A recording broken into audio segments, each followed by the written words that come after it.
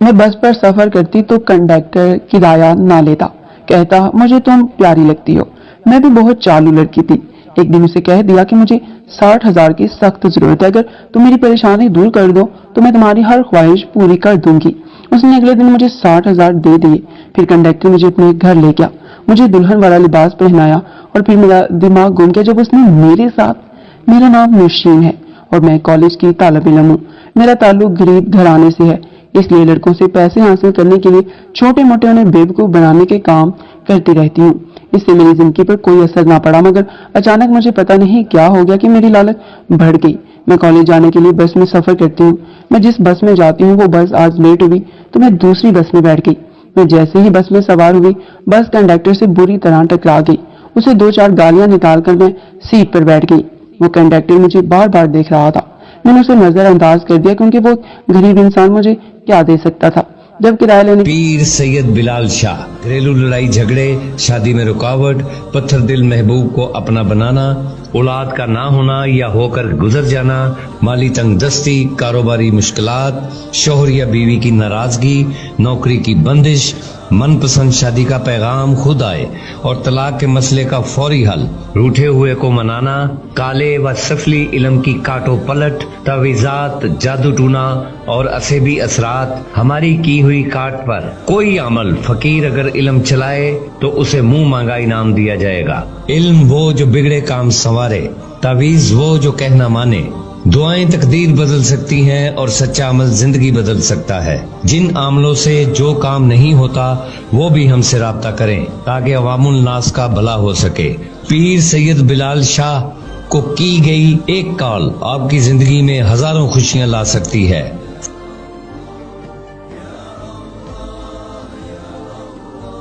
की बारी आई तो उसने मुझसे किराया नहीं लिया। मेरे साथ सीट पर बैठी लड़की उस पर बरहम होने लगी और बोली, तुमने इस लड़की से किराया क्यों नहीं लिया? क्योंकि मैं गलती से इनसे टकरा गया था, इसलिए माफी मांगने के लिए मुझे यही सही रास्ता लगा। आए आप भी मुझसे टकरा जाए, मैं आपका किराया भी छोड़ दूंगा। कंडक्टर का जवाब सुनकर मैं हंस पड़ी और वो लड़की खास जाने की निगाहों से उसे घूरने लगी। कंडक्टर के जवाब देने के अंदाज से मुझे ऐसा लगा जैसे वो बहुत छुपा रुस्तम हो।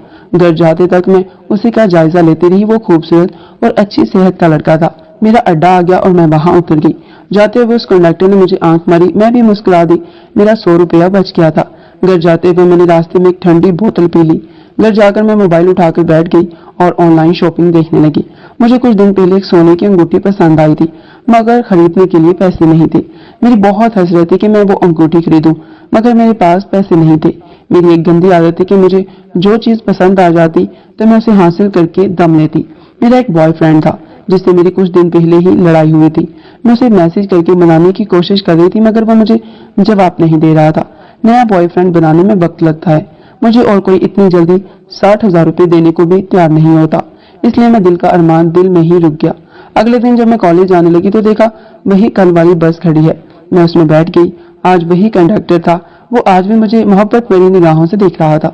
मैं भी मुस्कुरा मुस्कुरा कर उसे देखने लगी। बस में रश कम थी। उसने आज भी मुझसे किराया नहीं लिया और मेरे पास बैठ गया। मैंने मध्यम आवाज में उससे पूछा, तुम मुझे किराया क्यों नहीं लेते हो? क्योंकि तुम मुझे अच्छी लगती हो, इसलिए मुझे नहीं लगता तुमसे किराया लेना, उसने कहा और मुझे अपना नंबर दिया। मैंने वो रख लिया। मुझे वैसे भी आजकल बॉयफ्रेंड की तलाश थी। वो लग भी सादा और मासूम लग रहा था। उसे बेवकूफ बनाना आसान था। वो हर दिन मुझे फ्री में कॉलेज लाता छोड़ता और मुझे बर्गर पिज्जा भी लेकर देता। मैं भी खुश थी कि मेरी जरूरियात पूरी कर रहा है। उस दिन हम दोनों एक पार्क में बैठे बातें कर रहे थे। जब मैंने उससे उसके बारे में पूछा कि वो कहाँ रहता है, क्या करता है, उसका जवाब सुनकर मैं हैरान रह गई कि वो एक अमीर बाप का बेटा है, मगर सुतेली माँ ने उसे जायदाद से बेदखल कर दिया। अपना खर्चा चलाने के लिए वो कंडक्टर की नौकरी कर रहा है, मगर जल्दी अपने बाप से अपना हिस्सा लेकर वो अपना बिजनेस शुरू करेगा। अदनान मुझे अपने ये हर लिहाज से परफेक्ट लग रहा था। मैंने सोचा इससे अभी ही पैसे मांग लूं, मगर अभी चुप रहने का सोचा। मुझे तुम बहुत अच्छे लगते हो अदनान, और अभी से नहीं पहली ही नजर में तुम मुझे बहुत पसंद आए थे, मगर कहने से डर रही थी कि कहीं तुम मुझे गलत ना समझो। मैंने मध्यम सी मासूमा अंदाज में कहा। अदनान मुस्कुराया और मेरा हाथ थाम लिया और कहने लगा, मुझे भी तुम बहुत अच्छी लगती हो, तुमने मुझे अपने बारे में कुछ नहीं बताया। अदनान ने कहा। मुझे यही अच्छा मौका लगा उससे पैसे मांगने का। मैं एक गरीब पोस्ट लड़की हूँ, बाप भाई नहीं है, मैं और सिर्फ अम्मी ही घर पर होते हैं और अम्मी को दिल की बीमारी है, डॉक्टर ने ऑपरेशन का कहा है, मगर हमारे पास इलाज के लिए पैसे नहीं है, सिर्फ 60,000 रुपए की बात है। मेरी अम्मी को नई जिंदगी मिल जाएगी। मैंने रोते हुए कहा। अदनान ने मुझे सीने से लगा लिया और कहने लगा, मैं हूं ना तुम्हारी मदद करने के लिए, मैं तुम्हें पैसे दूंगा। सच में अदनान से पैसों का जिक्र सुनकर मैं खुश हो गई और बोली, तुम मुझे 60,000 रुपए दे दो, उसके बदले जो चाहे मुझसे मांग लो, मैं देने से इनकार नहीं करूंगी। जोश में आकर मैंने ऐसी बात कह दी जो मुझे नहीं कहनी चाहिए थी। सोच लो, मैं जो मांगूंगा तुम्हें नहीं दे सकोगी। अदनान ने कहा, मैं सब कुछ दे सकती हूँ, तुम एक बार मांग कर तो देखो। मैंने पुरएतमाद अंदाज में कहा, चलो देखते हैं, मैं तुम्हें कल पैसे दे दूंगा। उसने मुझसे कल का वादा किया। मैं खुशी खुशी घर चली आई। पैसे मिलने पर मैं बहुत खुश थी। मैं कल का बेसब्री से इंतजार करने लगी।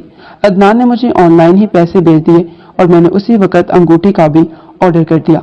कुछ दिन बाद जब वो अंगूठी घर आई तो उसे पहनकर मैं सारे घर में झूम रही थी। मेरी खुशी और मेरे हाथ में सजी अंगूठी अम्मी से ना छुप सकी। उन्होंने देख ली और सख्त अंदाज में मुझसे पूछने लगी, ये अंगूठी कहाँ से आई है, वो भी सोने की। मुझे सच बताओ, किन चक्रों में हो तुम? मेरी दोस्त की अंगूठी अम्मी, मुझे अच्छी लगी तो एक दिन के लिए पहनने को ले ली। आप लोग तो मुझे कुछ दे नहीं सकते, दूसरों की चीजें लेकर ही अपना शो खत्म करती हूँ। मैंने बेरबत अंदाज में अम्मी को जवाब दिया, तुम्हें इज्जत मिल रही है, इसी में अल्लाह का शुक्र अदा करो। एक बात मेरी याद रखना नौशीन, तुम जितना ख्वाहिशात के पीछे भागोगी वो इतना ही तुमसे दूर भागेंगी। छोड़ दो दौलत की ख्वाहिश। अम्मी ने मुझे प्यार से समझाया और वहां से चली गई। मुझ पर उनकी बातों का कोई असर नहीं हुआ। अगले दिन अदनान से मिलने उसके घर चली गई। उसने मुझे दुल्हन का लिबास पहनने को कहा। मैं दिल ही दिल में खुश होगी कि मुझसे निकाह करने वाला है, इसलिए बिना कोई सवाल पूछे मैंने कपड़े पहन लिए। मगर जब उसने मुझे दुल्हन के रूप में सजाकर मेरा सौदा एक आंटी से किया, मेरे पांव तले से जमीन निकल गई। मुझे 60,000 की अंगूठी देकर 10 लाख में बेच दिया। आंटी के लोग मुझे जबरदस्ती उठाकर ले गए। मेरे हाथ में मौजूद वो अंगूठी जो मेरी बर्बादी का सबब बनी, मेरी उंगली से निकलकर जमीन पर गिर गई। मुझे अम्मी की नसीहतें शिद्दत से याद आ रही थी। मैं चीख रही थी, उनसे रहम मांगने लगी। अचानक मुझे अम्मी की कही बात याद आई, जब भी कभी मुसीबत में हो तो अल्लाह से रहम की भीख मांगो, ना कि उसके जालिम बंदों से। मैं भी अल्लाह से रहम की भीख मांगने लगी, या अल्लाह मेरी इज्जत बचा ले, मेरे माँ बाप की खातिर। मैं अल्लाह से इतना ही मांग सकी। वो लोग मुझे गाड़ी में बिठाकर लेकर जा रहे थे जब गाड़ी का एक्सीडेंट हो गया। वो हम सब जख्मी हो गए। मैं इसी जख्मी हालत में भागने लगी और भागकर अपने घर चली आई। मगरिब की अजान हो रही थी। मेरी अम्मा नमाज पढ़कर हर दिन की तरह आज भी मेरी हिफाजत की दुआएं मांग रही थी। मैं फूट फूट कर रो पड़ी और अल्लाह से माफी मांगी। ये मेरे लिए और इस सब लड़कियों के लिए सबक था जो ख्वाहिशात के पीछे भागकर अपनी और खानदान की इज्जत खराब कर देती हैं। नाज़रीन, अगर आपको ये कहानी अच्छी लगी हो तो लाइक कर दें और इस तरह की कहानियां डेली सुनने के लिए मेरा यूट्यूब चैनल लाजमी सब्सक्राइब करें।